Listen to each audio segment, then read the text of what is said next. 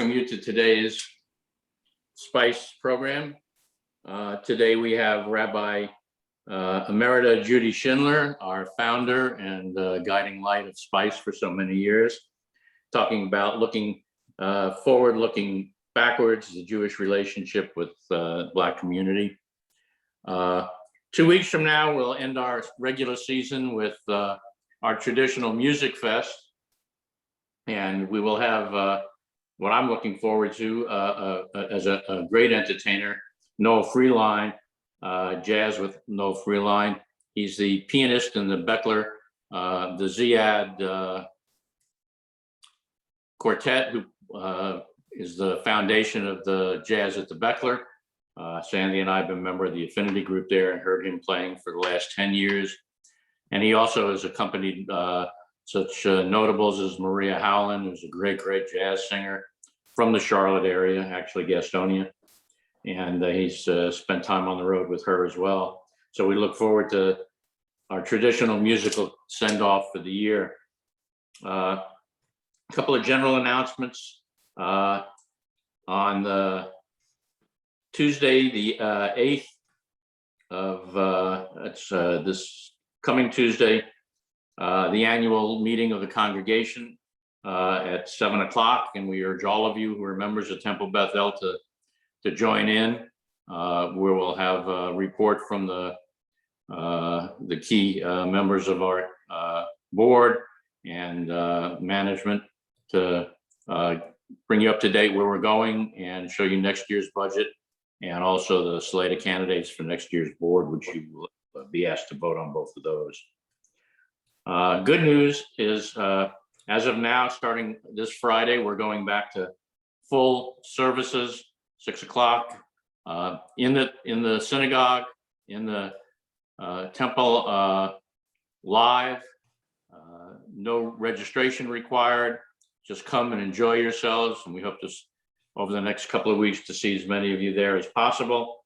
Over the summer, the first 3 weeks of each month will be that kind of service, and then there'll be a special service out, and you'll get more information about that on the 4th Friday of each month. Also, Brotherhood has its annual meeting and election coming up on the 15th at 7 o'clock. If you belong to Brotherhood, go up on Shul Cloud and join that.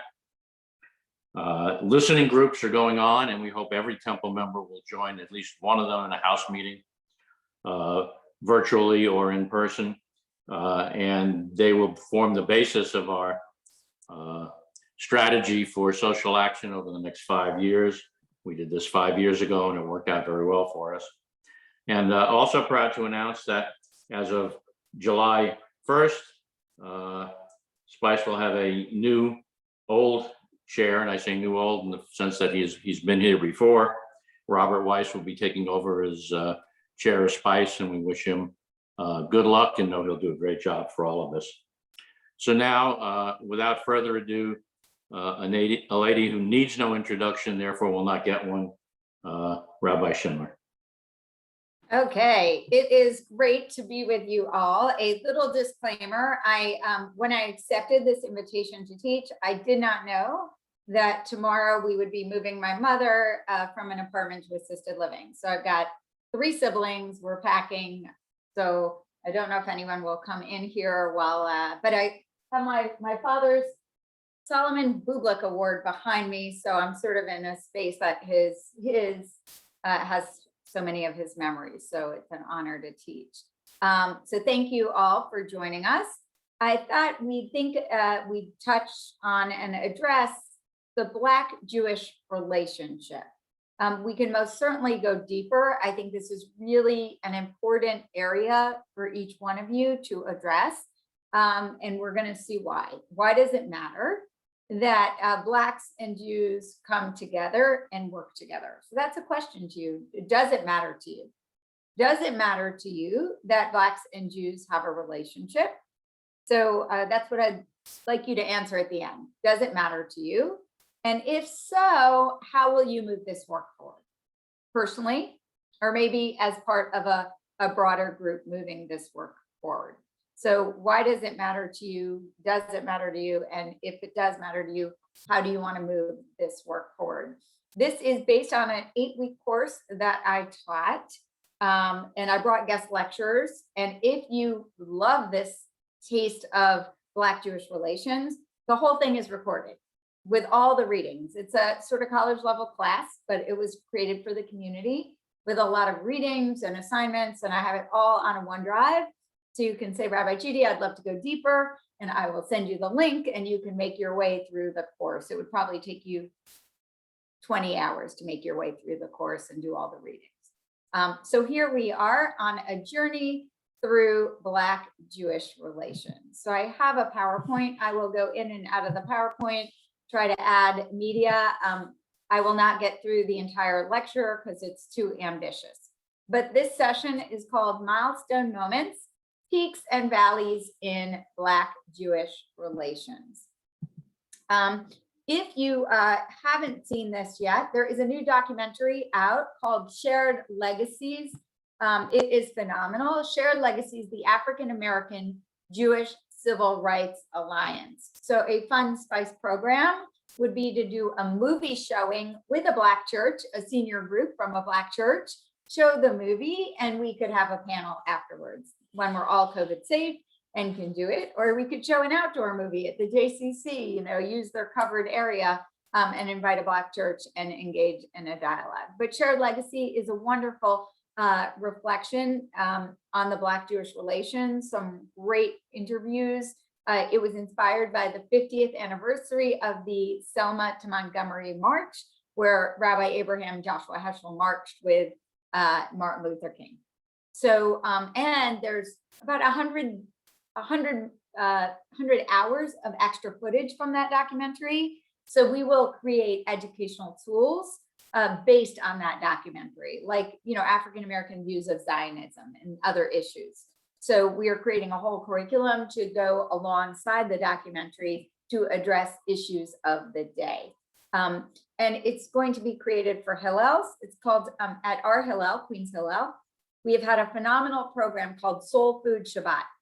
So we serve Shabbat foods, we serve soul foods, and the Black Student Union and Hillel come together for a program.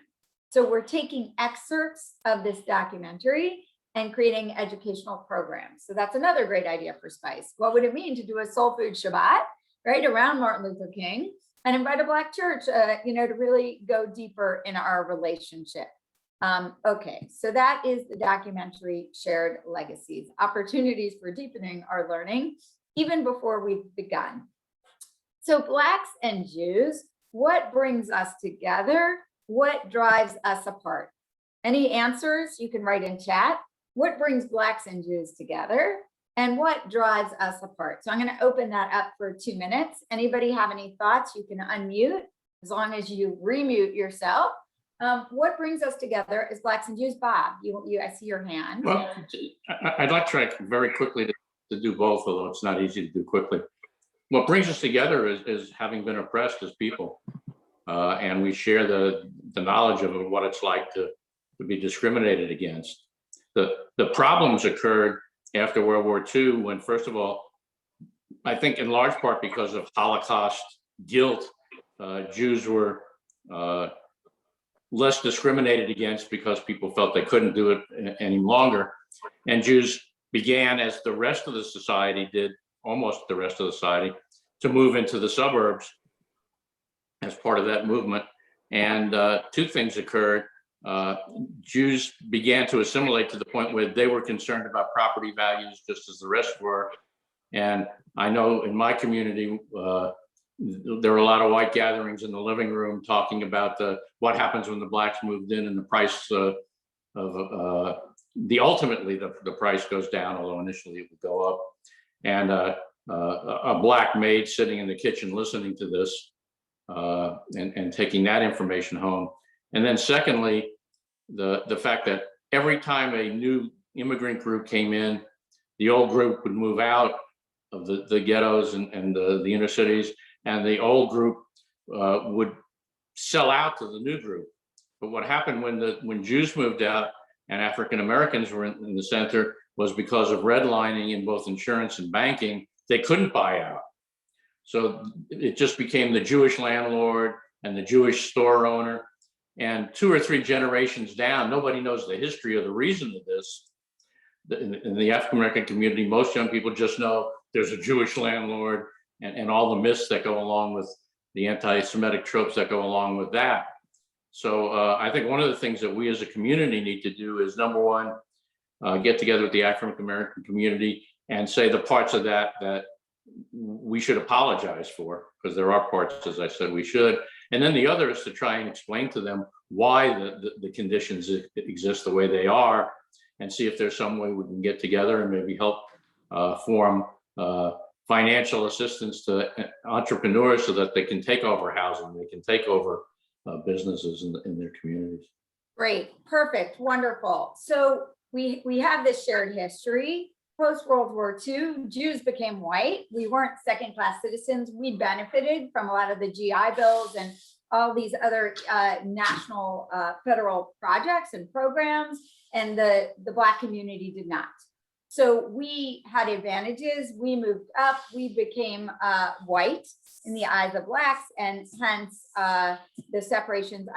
When I bring Corinne Mack, Minister Mack, who's head of the NAACP and does not mince words, she says to me, like, Jews left us behind, right? We were together, and then we experienced upward mobility, and we did not bring our Black brothers and sisters together. So I think it's really important that we recognize our common binds, the commonalities that bind us one to the other. We can recognize the power we would have when we work together. And we have to, so many Jews of today say, oh, we were together, but Blacks do not know that history. And we can't sort of, ride on the coattails of those who marched in the 60s, right? We need to do our own work to do that bridge building if it matters to us. So shared discrimination does bring us together. What separates us is the upward mobility that Jews experienced and the becoming white.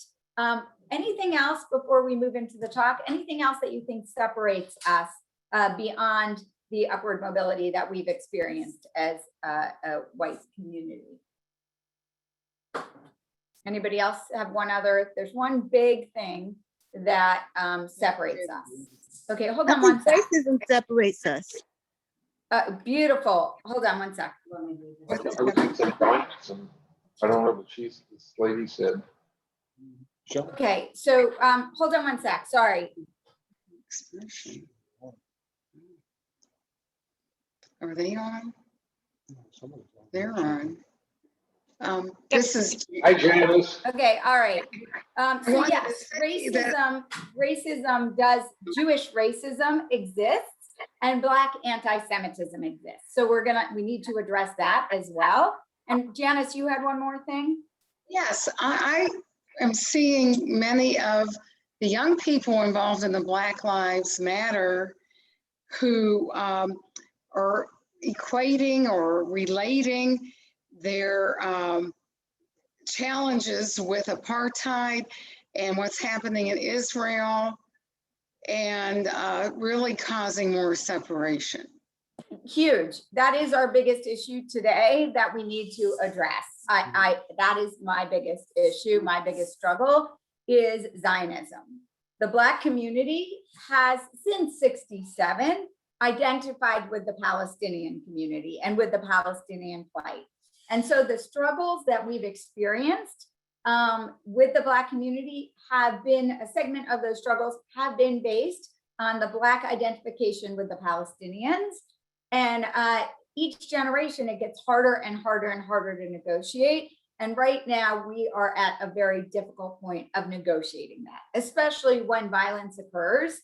And we find ourselves in a position of those of us who are Zionists, find ourselves in a position of having to identify our Zionism. I don't think there's not a clear understanding of Zionism. And so those who are not familiar, that there is social justice Zionism, a Zionism that is committed to pluralism and equality and egalitarian values, that Zionism was originally a social justice movement. So we need to be better equipped to talk about Zionism with the Black community, because all they see is a right-wing Zionism that is occupying the West Bank. And they see a, what do we call it? A sort of, what did the speaker last week, he talked about the incongruent war, right? We have Hamas terrorists fighting the Israeli military. And for a long time, we've been fighting this war that isn't traditional military warfare. We've been facing this conflict. So we have a lot of issues to address with the Black community. And right now that is hugely difficult. I think for the moment, we have a weak breather as Israel establishes a new government and we sort of understand what that new government is about. I think people will be happy to see Netanyahu gone. And so we have a little time to regroup before we have to address this issue. So let's do a quick walk through Jewish Black history as far as we can get. What drives us together and what drives us apart? So clearly we both value the Black community largely, or even the Black community, we can say some of the Black community is Jewish. A large percentage of the Black community is Christian, and they're definitely a part of the Black community that is Muslim. And all three faith traditions deeply value the Hebrew Bible, the Torah. And there's this concept of equality in the Torah. B'Tselem Elohim, in the image of God, we all were created. So there's this notion of the equality of all human beings that is grounded in the Hebrew Bible, in the New Testament, and in the Quran. And the Jewish sages, if you want just perfect quotes for your own as we talk about this as Jews, grounding ourselves as Jews in this interreligious relationship, interracial relationship, the Jewish sages teach that we were all created from one human being. Why? So that nobody can say, my ancestor is greater than yours. The sages teach that we are created from the four corners of the earth, yellow clay and white sand, black loam and red soil, so that the earth can declare to no part of humanity that it does not belong here, that this soil is not its rightful home. Our Jewish sages teach and believe in the equality of all. Another really important shared narrative is the narrative of redemption. So we as a Jewish people, right, were created, we were formed, we became a people after the Exodus from Egypt. In Genesis, we were just a family going down to Egypt. We became enslaved, we became numerous, we became a people, we were oppressed, and we passed through the Sea of Reeds. We stood at Sinai and we entered into a covenant with one another at that mountain. We were a mixed multitude, right? A lot of people escaped Egypt. We stood at that mountain and we became a people. So that narrative of liberation has inspired the Black community and inspires the Jewish community. So what song did we sing when we got to the other side? When we got out of Egypt? Lynn knows it. Lynn, are you saying it? You want to unmute yourself? Mi chamocha. Mi chamocha, right? We sang, we got to the other side. Moses led the Israelites in song. Then Miriam took a timbrel in her hand and led the women in song and dance. And we sang the Mi chamocha. How often do we sing the Mi chamocha as Jews? How often do we remember our freedom song? Anybody know in traditional, anybody grow up Orthodox and pray 3 times a day? Twice a day. Twice a day we sing the Mi chamocha, our freedom song. And that liberation song inspires not only us, but it inspired the abolitionist movement, right? During times of slavery in our country. So it is a key narrative, redemption in the Jewish tradition, and it is a key narrative in the African American tradition. Now, there's this awful misuse of the Hebrew Bible. How many of you have heard of the curse of Ham? How many of you have heard? Okay, we got 1, 2, 3. Anybody else? Okay, Linda's got it. Anybody want to be brave enough? When I didn't learn of the curse of Ham till, I don't know, 10 years ago. I was teaching with a professor at JCSU. We were teaching about Black-Jewish relations, and I'm invited in on this day. And I was horrified that a text of ours in the Hebrew Bible could be used in such a negative way. So any brave soul want to share what? I was brought up Christian, and Okay, we were taught that that Ham was cursed and was black, and all of his generation would be black, and they were to be slaves because of his sins. And wow, so Janice, thank you for sharing. So there are people who use the story of Noah, misuse it, abuse it, to say that Noah's son, right, was cursed for, and all the descendants, that first of all, Noah's son was black, which there's no reference that his son Ham was black. The word Ham, right, could sound like the word Chum or Ham, and reflect a darker color, but there's no evidence. But in the colonial period, right, the period of colonizing and the slave trade, they said, all of these descendants were black and they were destined to be slaves because of this Noah story. So I was like horrified when I learned of it, but it's a very short and quick story that I will share with you. So Noah was the first drunk that we know of, right? Noah gets off the boat. He plants a vineyard. He drinks of his wine. He becomes drunk and he's uncovered naked inside his tent. Ham, the father of Canaan, saw his father naked, told his two brothers outside. So we don't know what this sin is of Ham, but he saw his father's nakedness. Shem and Japheth, his brothers, walked in backwards, laid a garment across their shoulders, and they covered their father. When Noah wakes up, right, from his drunken stupor, he awakens from his wine. He learns what his youngest son has done to him, and he says, "Cursed be Canaan, the lowest of the slaves will he be to his brothers." He also says, "Praise be to the Lord God of Shem, may Canaan be a slave to Shem." So may Ham's son Canaan be a slave to Shem. May God extend Japheth's territory. May Japheth live in the tents of Shem, and may Canaan be the slave of Japheth. So we don't know what the sin was of Ham. It says he uncovered his father's nakedness. We don't know what it was, but certainly it does not mean that all of Ham's descendants would be slaves. And there's nothing about Ham having dark skin. But if commentators ask the question, what was wrong with what Ham did? And Ham, and so what does it mean to uncover the nakedness? It could be one of four things, according to Jewish commentaries.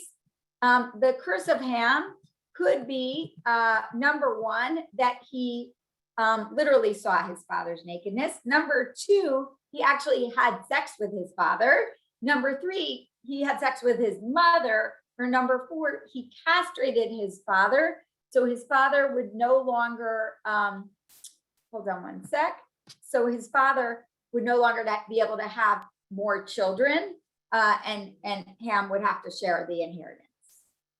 So this is an awful way in which the Bible was misused to justify slavery.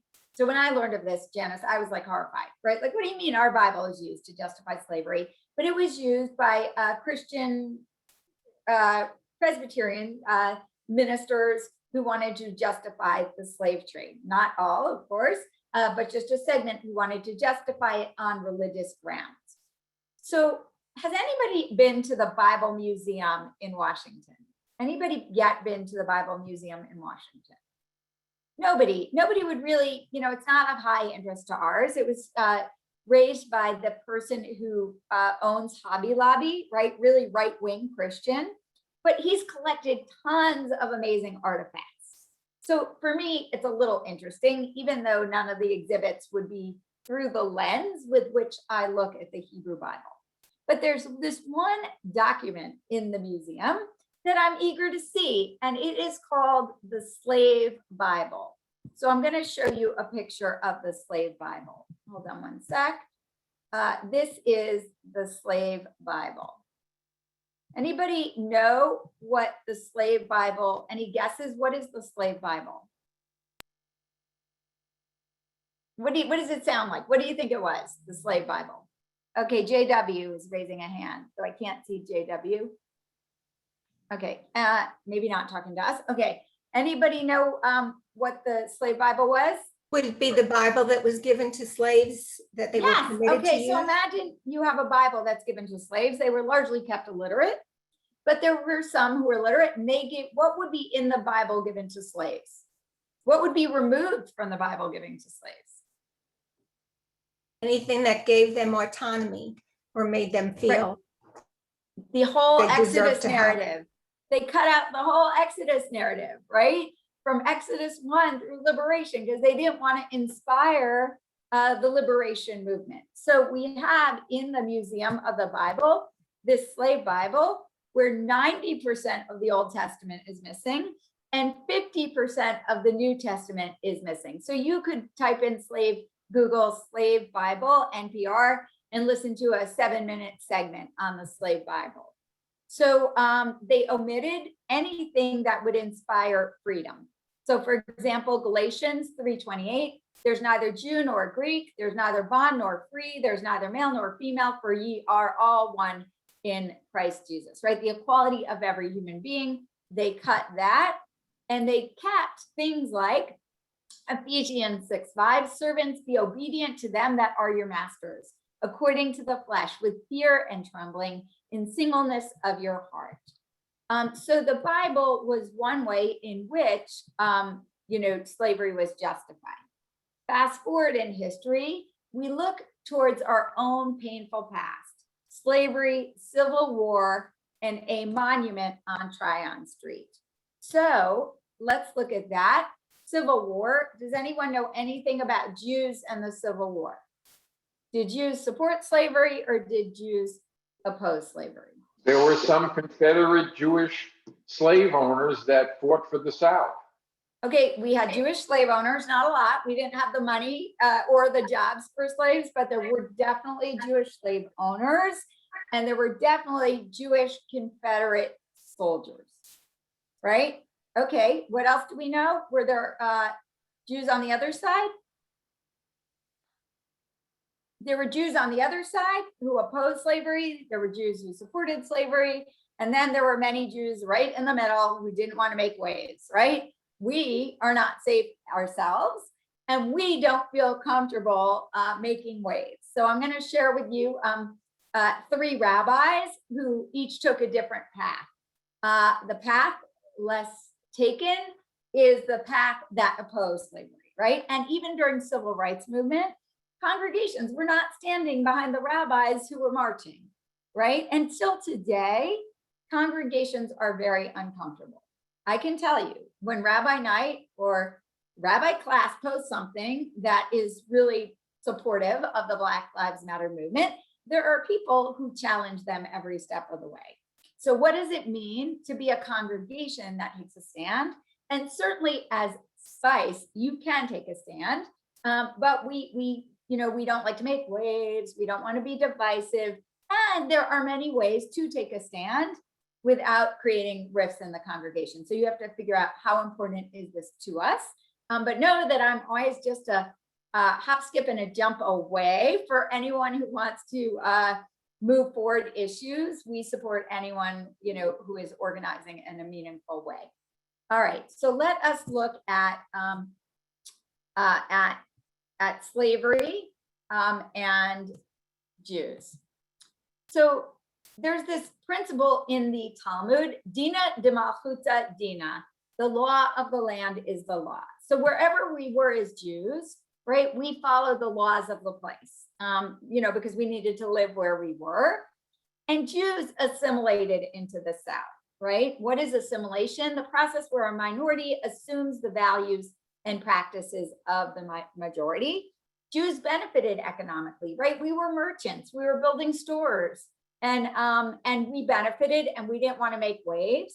Though if Blacks were embraced by any store, it was Jewish merchants who would, we hear stories of Jewish merchants who allowed, Blacks to shop in their stores and try on their clothes and hired them. And, but, we also, there were many Jews who didn't want to create waves and were afraid of their own their own parnassah, their own livelihood.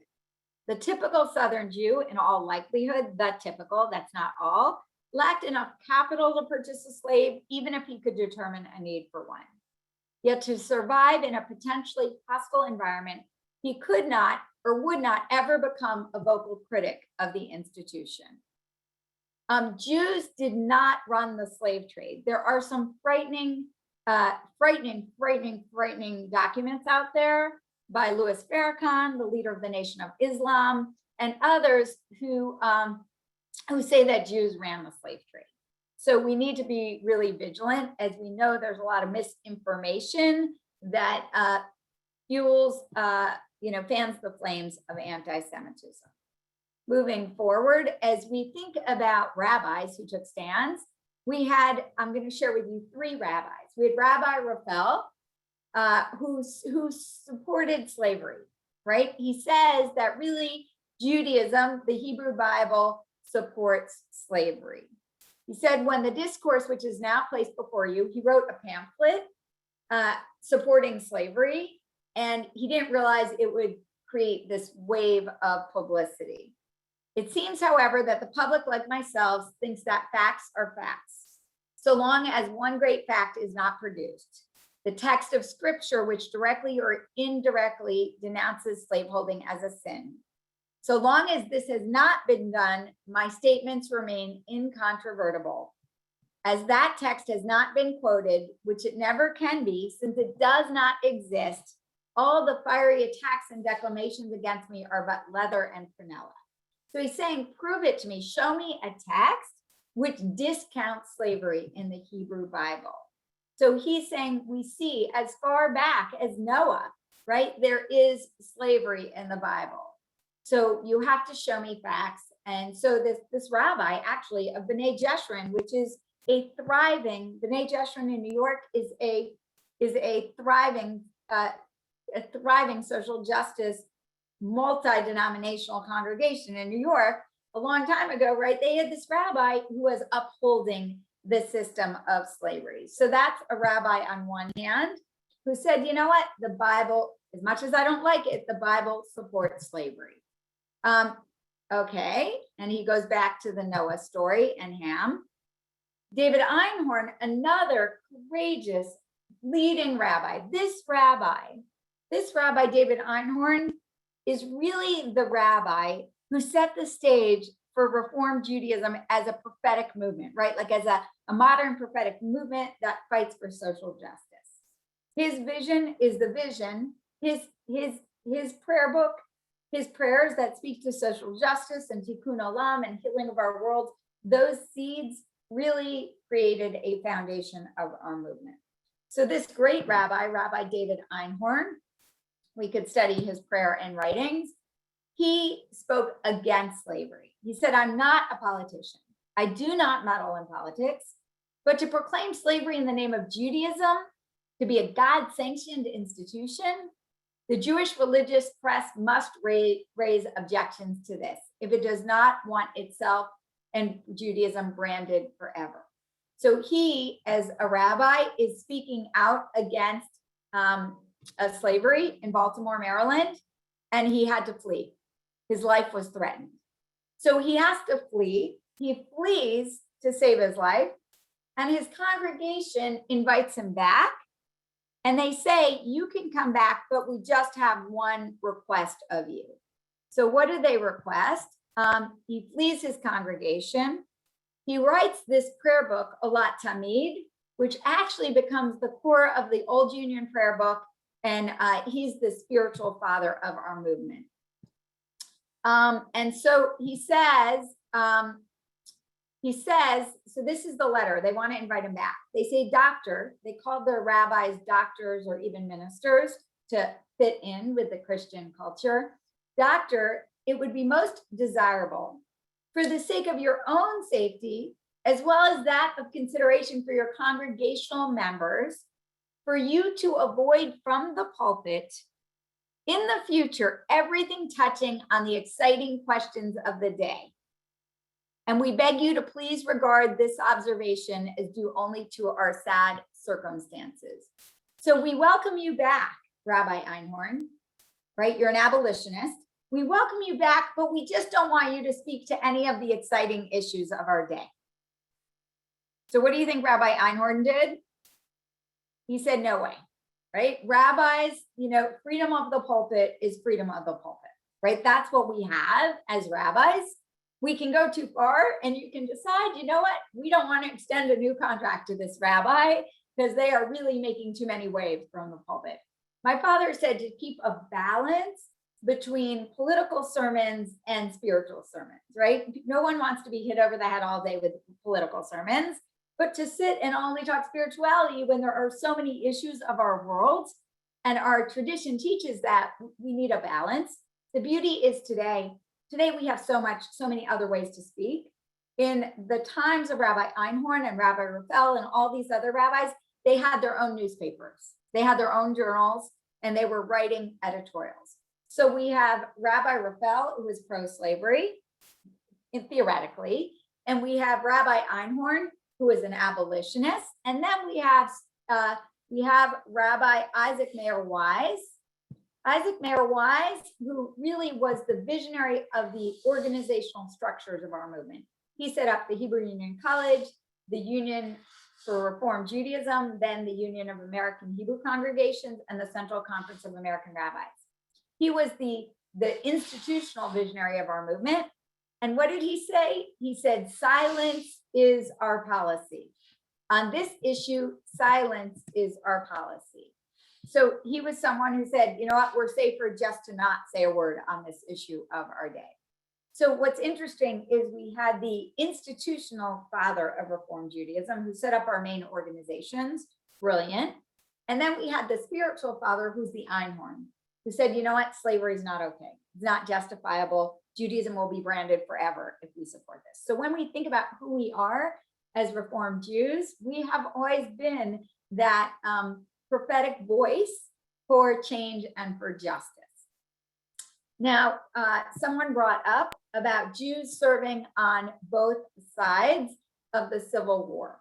So I have this website, jewishhistory.com. If this is of interest and you want to learn more about this, I can show you.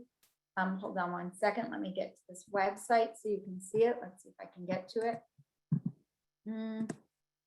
I have to stop sharing. Hold on. Hold on one sec. Jews in the Civil War. Okay. All right. So if this is of interest to you, you can come here to Jewish American History Foundation and you can see artifacts of Jews in the Civil War, Union soldiers and Confederate soldiers. So it's just amazing. You can see, both sides and the arguments and the debates and the roles that Jews played on both sides of the Civil War. Okay.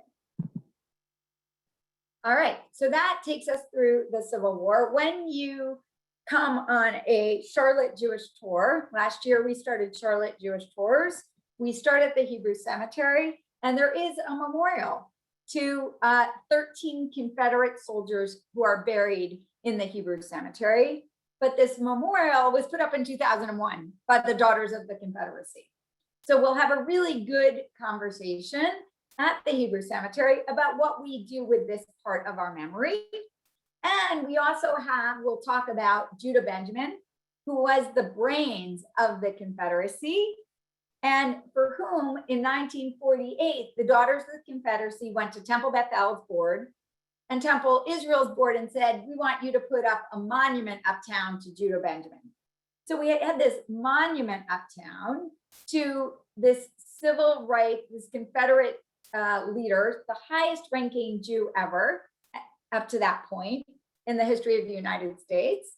And he was the brains behind the Confederacy. And there was a monument uptown on Tryon Street, right along the path of the Black Lives Matter movement, where the M is matter, right? Black Lives Matter, right at the M. It was a monument put up to the brains of the Confederacy by Temple Bethel and Temple Israel. We were mortified. People were calling us like, what is this? Why is this there? We tried for 5 to 10 years to get that down. but city council would not allow us to because it belonged to the city. We did not know that if it was endangered and got defamed and desecrated, that they would have to move it. So the Black Lives Matter group put BLM on it, right? It was desecrated and therefore it got moved.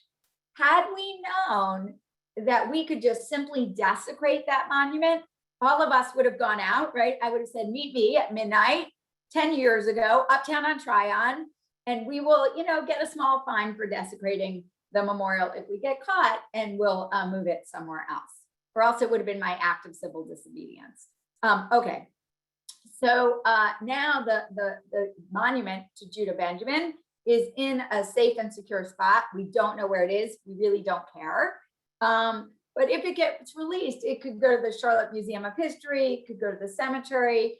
We can talk more about what we do with parts of our history that we're not proud of. Okay, that most of us are not proud of. Okay, so that is Jews in the civil rights movement. Now another issue is Jews as chaplains. So in 1861, they decided they needed chaplains to serve the army, but Jews were not included. And immediately the Jews wrote to Abraham Lincoln, and a year later exactly, Lincoln enabled Jews. In July 1862, there was the first Jewish chaplain in the army. Now, there was an issue during the Civil War. That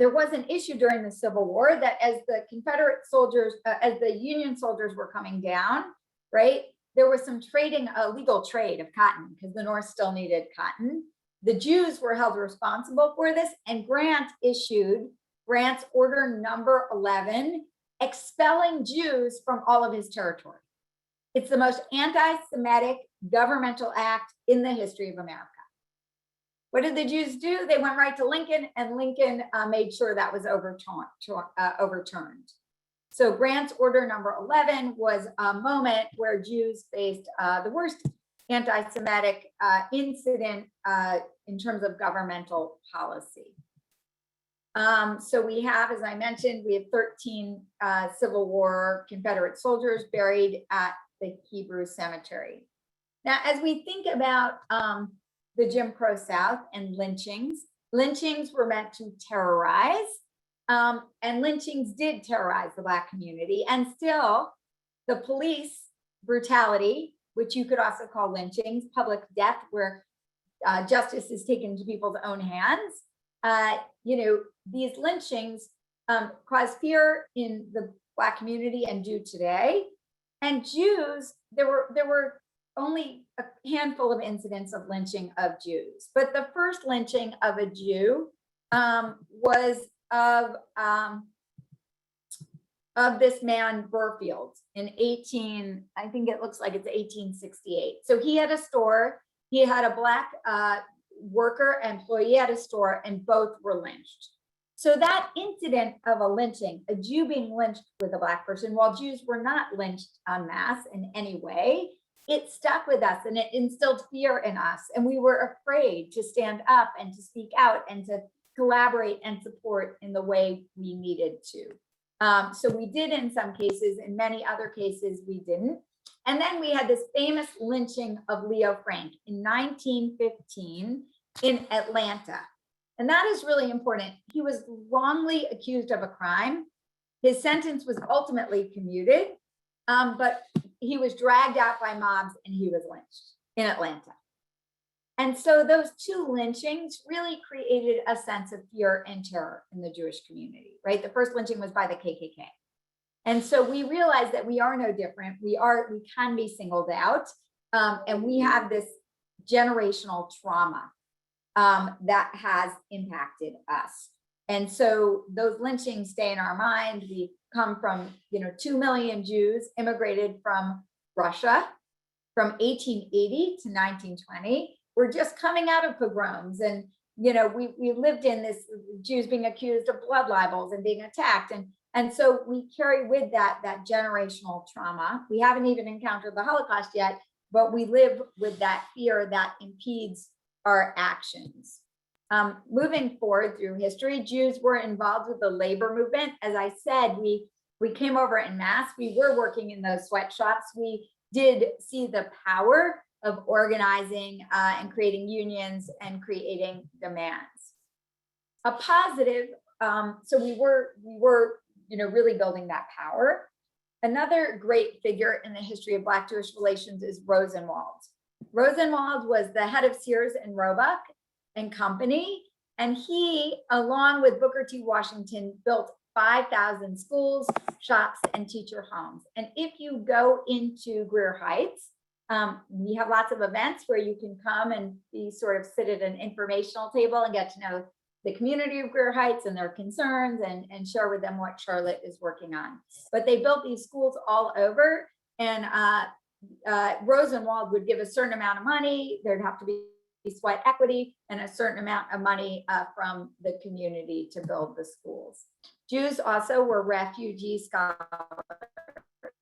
So Jews, an effort was made to save, are you all there? Okay, an effort was made to save great scholars in Germany from the Holocaust.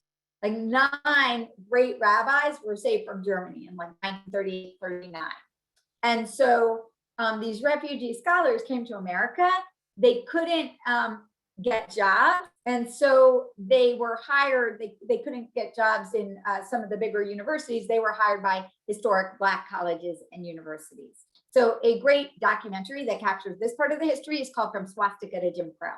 So it's really inspiring. And you have to imagine these German scholars, right? Very strict, very orderly, running their classes at HBCUs, but they really demanded meticulous behavior, meticulous work, and really an intense academic, rigorous program. And that really enabled a whole generation of Black scholars to achieve great things. So they speak so lovingly. Flying through history, I know we want to get to questions. We had Jews who formed the NAACP and who led the NAACP, Kivy Kaplan. We have our commonality of the pseudoscience of race. The pseudoscience of race is that there's it's a abuse of science that teaches there is some biological difference, a false narrative that there's a biological difference between those who are Black and white. And that same science, pseudoscience, was used in Germany, right? Germany borrowed a lot of knowledge and learning on racism and racial oppression and in inequitable treatment of human beings, and in sort of valuing human beings differently. The Germans learned a lot from the Jim Crow South and from the white supremacist culture that was created here. So we both share that history of being, that history of being oppressed and actually persecuted because of through the teachings of the pseudoscience of race. Let's keep going. Civil rights movement. I think there's just so many good things to teach, and I want to leave time for questions and answers. I think while we're talking about the Holocaust and what we learned from the Holocaust, I think I want to share with you this speech by Joachim Prinz. How many of you have heard the speech by Rabbi Joachim Prinz at the March on Washington, the 1963 March on Washington? So I want to close out this talk with this really powerful speech of Rabbi Joachim Prinz. He was a monumental rabbi in Berlin. He came to America. He worked on the civil rights movement like so many Holocaust refugees and those who were fleeing. They saw the inequities here and were moved to work on the issue. And he spoke right before Martin Luther King's I Have a Dream speech. He spoke right before it. Sarah, did you have a question before we go to this speech?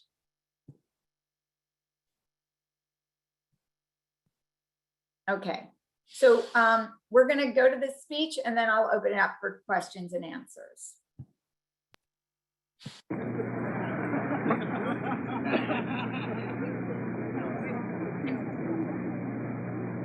I speak to you as an American Jew. As Americans, we share the profound concern of millions of people about the shame and disgrace of inequality and injustice, which makes a mockery of the great American idea. As Jews, we bring to the great demonstrations in which thousands of us proudly participate a twofold experience, one of the spirit and one of our history. In the realm of the spirit, our fathers taught us thousands of years ago that when God created man, He created him as everybody's neighbor. Neighbor is not a geographic term. It is a moral concept.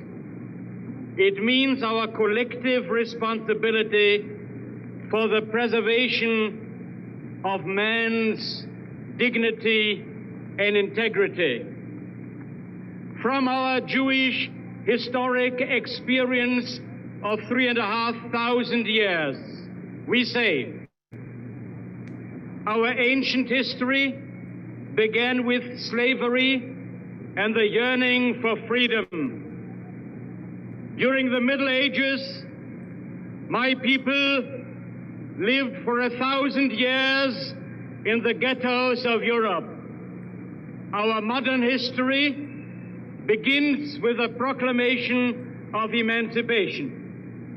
It is for these reasons that it is not merely sympathy and compassion for the black people of America that motivates us. It is, above all, and beyond all such sympathies and emotions, a sense of complete identification and solidarity born of our own painful historic experience.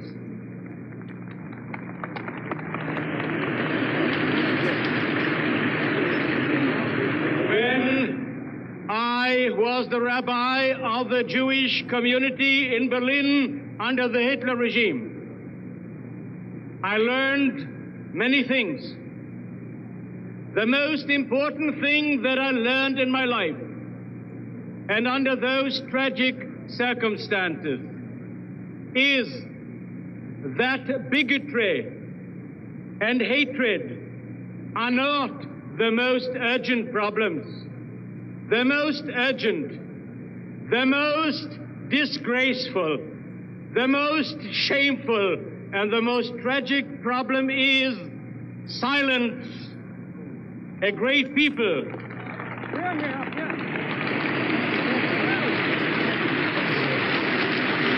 great people which had created a great civilization had become a nation of silent onlookers. They remained silent in the face of hate, in the face of brutality, and in the face of mass murder. America must not become a nation of onlookers.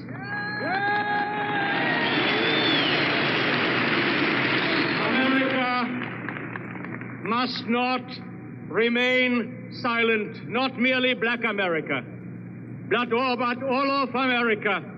It must speak up and act from the president down to the humblest of us, and not for the sake of the Negro, not for the sake of the black community, but for the sake of the image, the dream, the idea, and the aspiration of America itself.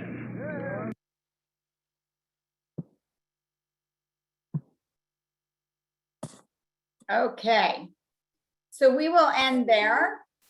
I recommend you share that with everyone, that I can put the link in the chat so that you can, if you just Google Joachim Prince, March on Washington, you will be able to find it. Okay. So any questions? I was told to finish 5 minutes early. Hold on one second.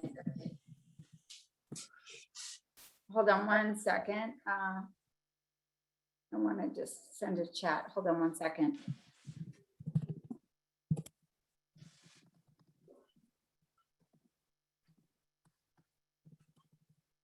Okay.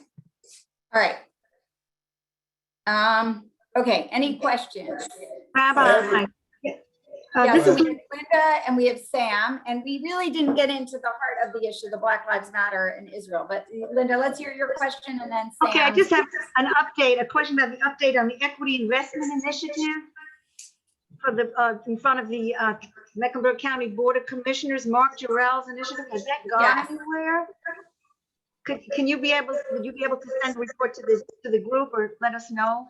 Because I haven't found anything on it. So this was an effort to right historic wrongs. So basically, we know we have had historic discriminatory policies in Charlotte and in Charlotte-Mecklenburg and in our state and in our country. And so we were supporting, a bunch of us, an initiative to right historic wrongs. How do we do that? As Jews, we truth tell. We do restorative measures and we change systems so we don't do it again, right? That's repentance. Like, I did wrong, I'm sorry. I restore what I've broken and I don't do it again. That's how we show we've righted historic wrongs. So we were supporting an effort, a restorative justice effort by Commissioner Jarrell. And we actually got $2 million in this equity investment fund to help right historic wrongs and accelerate upward mobility for the Black community. So Great. Linda, that's a great way. We have to keep fighting every system. We have to look at every system, from banking to philanthropy to our own institutions. How have we perpetuated a system of racism, a culture of white supremacy, and how do we dismantle it? So it's up to everybody to look at it in their own lives, in our own country, in our policies, in our history. It's especially relevant right now with the 100th anniversary of the Massacre of Tulsa, right? The destruction of Black Wall Street in Tulsa and the murder. And Jewish Board, somebody wrote an article yesterday calling it a pogrom, right? It was a pogrom. It was an utter decimation of the Black community. So how do we speak out? How do we become allies with the Black community? How do we do that? It's challenging. What does it mean to be an ally? And the new word today, the language is always changing. And this is a tough word for Jews, but the Black activists for the community, the social justice intellectual community, says becoming co-conspirator, right? It's not enough that I'm an ally with you, but I am a co-conspirator to dismantle the structure.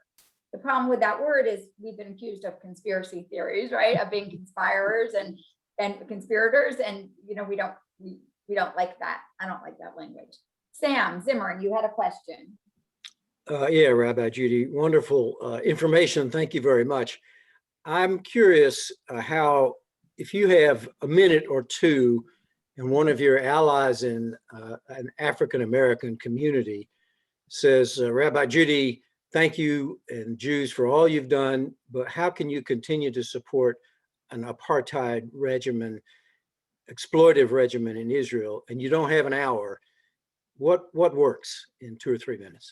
That is our great struggle. How do we criticize the Israeli government while affirming, for me, how do I affirm my place as a Zionist? I'm committed to a Jewish democratic state. I'm committed to a Jewish democratic state. I believe that is what Israel is intended to be. And in so many ways it is. 20% of Israelis are Arabs. I think people are speaking to the territories. They're speaking to Gaza, where Israel's not a part of Gaza. And that's where so many of the rockets are showering down, that terrorist threat. And so if you're thinking about the violence that occurred, in early May, I think it was Israel, it was asymmetric military engagement. And Israel was defending its citizens against terrorists. So Israel is not involved in Gaza. It's an awful situation. It is created a devastating impact, and we mourn and we grieve profoundly. I don't think that delegitimizing a democracy, Israel as a democracy, is the path to peace. I think the path to peace is by working together to create that Jewish democratic state and that Palestinian democratic state. Someone once taught me, I brought in to Imaginon, Rabbi Damelon, who works for Parents Circle Family Forum, a group that of bereft Israelis and bereft Palestinians who've lost people in the conflict. And they taught me that fighting about the conflict here does not create peace there. So I'd say that we are stronger in achieving our goals of Palestinian human rights and Israel's security by working together towards peace. So I don't see it as an apartheid. I do think we need to do everything we can to move forward a two-state solution. Sam, does that do it?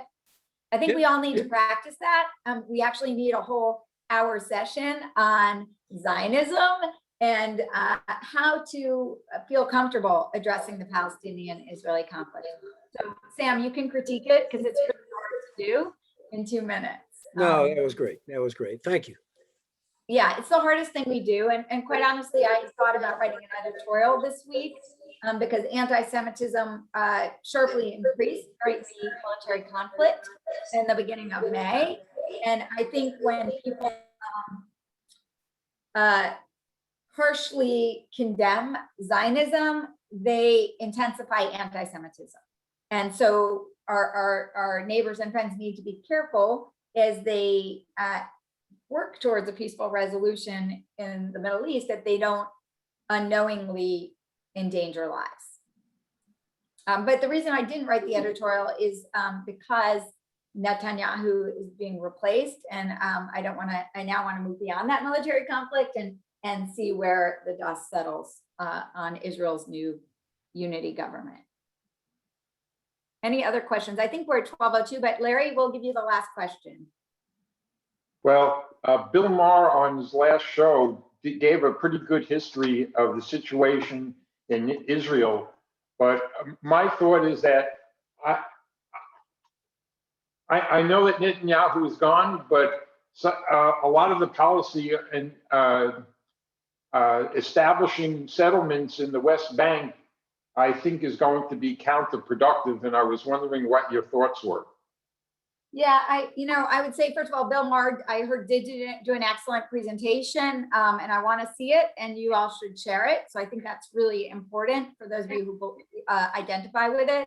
And number two, I'd say what I learned from a political science professor at Queens is that we need to limit our news and really get to the best sources, so we're not crowding our brain with things that are not the greatest sources. Israel Policy Forum is an excellent source of news.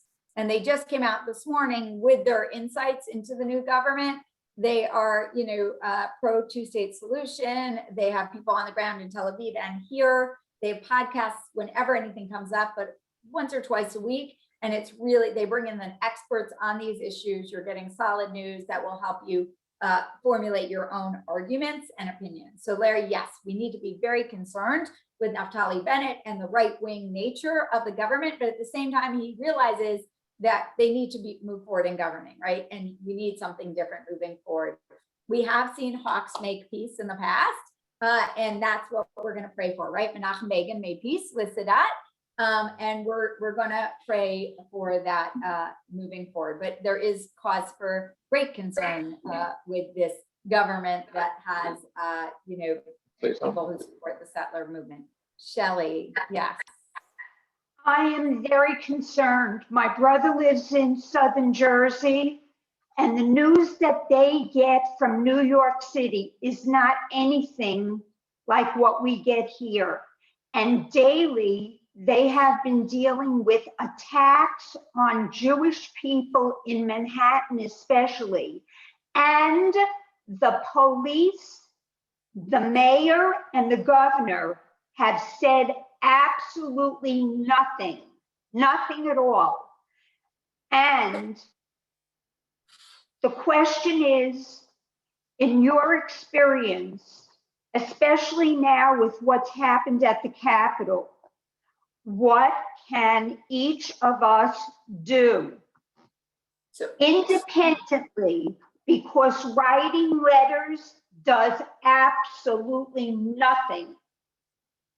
So, okay, and we need to end at this point, but I will say that, you know, we need to be out there educating people in every way we can, right? We need to be educating ourselves and educating people. January 6th was, you know, grounded in the white nationalist movement that sees equally the threat, you know, demonizes both Jews and Blacks. So we need to build bridges. We need to educate people. We need to, you know, build our power as much as we can. We need to not, this is not a time for isolating ourselves, you know, and being insular.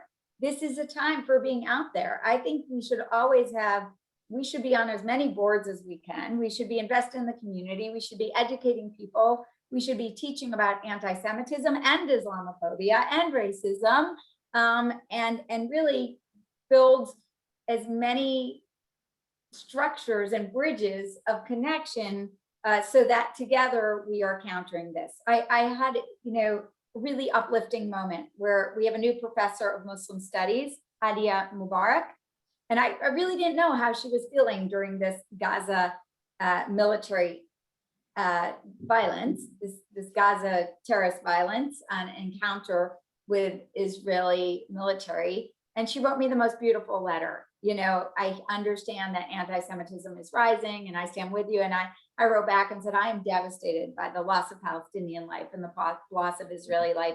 And then she sent me a thing on dialogue. So, you know, we're going to meet, we're going to get together. There are many really healing actions we can do to build bridges. And we need to do that. We need to be out there building bridges of connection in every way we can. I know the Federation will likely do some big programs on anti-Semitism. Invite your friends, educate them, share the Bill Maher piece, you know, and really build those coalitions for peace. So Spice, I'm proud of you. I'm grateful to see that you are studying and building community and supporting each other. And you make me proud every day. Rabbi, thank you so much as always. It's always such a pleasure to have you with us and to teach us and to share your knowledge with us. And two things, we look forward to seeing you again in the future. And secondly, we wish you very good luck in helping your mother make the transition into her new facilities. Thank you. Thank you. Let us Love know you what. all. Thank you, Rabbi. Thank you. My pleasure. Natalie, we're gonna